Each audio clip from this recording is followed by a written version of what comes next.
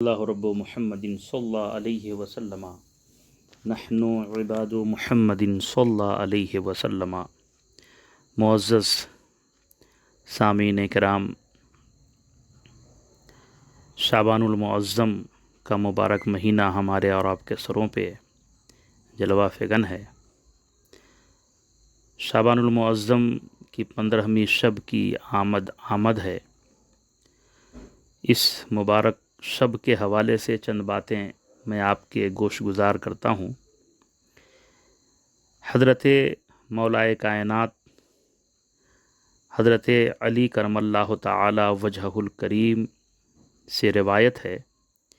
کہ نبی کونین صلی اللہ تعالی علیہ وآلہ وسلم نے ارشاد فرمایا، جب شعبان کی 15ویں رات ہو تو اس رات کو قیام کرو اور دن کو روزہ رکھو، کیونکہ اس رات میں اللہ تعالیٰ کی تجلی آفتاب کے غروب ہونے کے وقت سے ہی آسمان دنیا پر ظاہر ہوتی ہے، اور اللہ تبارک و تعالی ارشاد فرماتا ہے کوئی بخشش مانگنے والا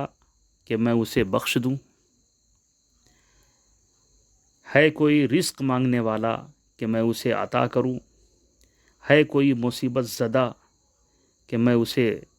اس پریشانی سے آزادی عطا کر دوں، ہے کوئی فلاں حاجت والا میں اس کی حاجت پوری کروں، حتیٰ کہ صبح ہو جاتی ہے، یعنی صبح تک اللہ تبارک و تعالی اپنے بندوں کے حوالے سے یہ ارشاد فرماتا ہی رہتا ہے۔ معلوم ہوا کہ یہ رات بڑی ہی رحمت اور مغفرت والی ہے۔ اس رات گنہگاروں کے گناہ بخش دیے جاتے ہیں، اور ان گنت گنہگار بخشے جاتے ہیں۔ میرے بھائیوں، شعبان المعظم کی یہ 15ویں شب، جسے شب برات ہم اور آپ کہتے ہیں، یہ بڑی پاکیزہ اور مقدس رات ہے۔ اس رات کے حوالے سے ایک حدیث مبارکہ سنیں اور اپنے ایمان میں تازگی لائیں۔ ترمذی شریف میں حضرت ام المومنین عائشہ صدیقہ رضی اللہ تعالی عنہا سے روایت ہے، آپ ارشاد فرماتی ہیں کہ میں نے ایک رات نبی کونین صلی اللہ تعالی علیہ وآلہ وسلم کو نہ دیکھا، پھر سرکار کی تلاش میں نکلی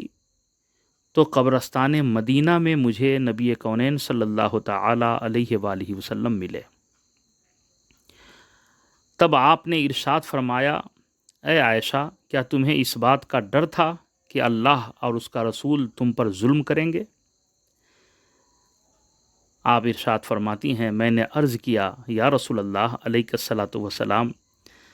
میں نے خیال کیا تھا کہ شاید آپ ازواج مطہرات میں سے کسی کے پاس تشریف لے گئے ہیں، اس وجہ سے میں تلاش میں نکل پڑی تھی۔ نبی کونین صلی اللہ تعالی علیہ وآلہ وسلم نے ارشاد فرمایا، اللہ تعالی شعبان کی 15ویں رات کو آسمان دنیا پر نزول فرماتا ہے، پس قبیلہ بنی کلب کے بکریوں کے بالوں سے بھی زیادہ گنہگاروں کو بخشتا ہے۔ اس حدیث سے ثابت ہوا کہ رات کو قبروں پر جانا میرے اور آپ کے نبی صلی اللہ تعالی علیہ وآلہ وسلم کی سنت مبارکہ ہے۔ میرے بھائیوں، شعبان المعظم کی 15ویں شب یعنی شب برات کی شب میں جو آج مسلمانوں میں یہ رواج ہے کہ مسجدوں میں حاضر ہوتے ہیں، نماز عشاء کے بعد ذکر و اذکار اوراد و وظائف کرتے ہیں، سنن و مستحبات ادا کرتے ہیں، قضائے عمری ادا کرتے ہیں، توبہ و استغفار کرتے ہیں، اور پھر قبرستان کی طرف جاتے ہیں اور جا کر وہاں مردوں کے لیے جو ایصال ثواب کرتے ہیں، دعائے مغفرت کرتے ہیں ان کے لیے۔ یاد رکھیں، قبرستان آج کی رات یعنی 15ویں شب میں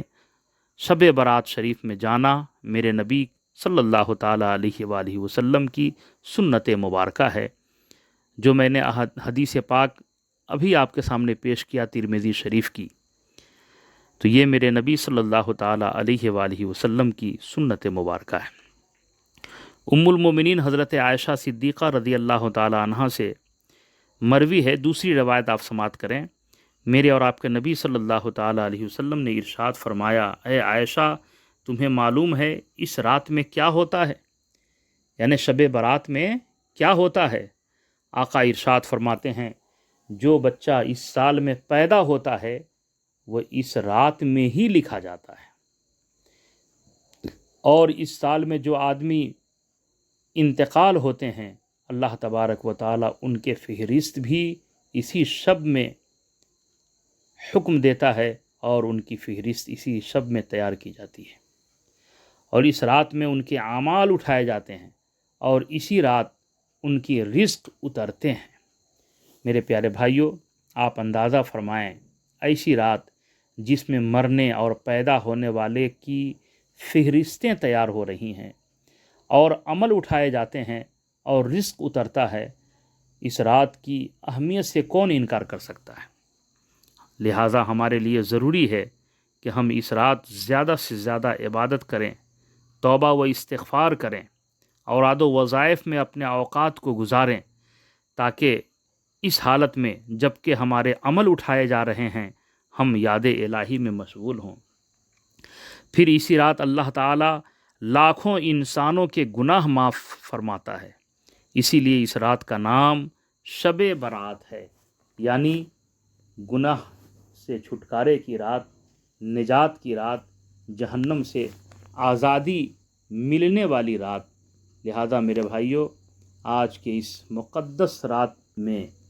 اپنے گناہوں سے توبہ کریں اور زیادہ سے زیادہ کوشش کریں کہ پوری رات جاگ کر توبہ و استغفار کریں، قضائے عمری پڑھیں، اوراد و وظائف کریں، ذکر و اذکار کے محافل سجائیں، نعت و منقبت کی محفلیں سجائیں، علماء کرام کی تقاریر کی محفلیں سجائیں اور قبرستان کی طرف جائیں۔ اللہ تبارک و تعالی ہمیں آپ سب کو عمل کی توفیق عطا فرمائے۔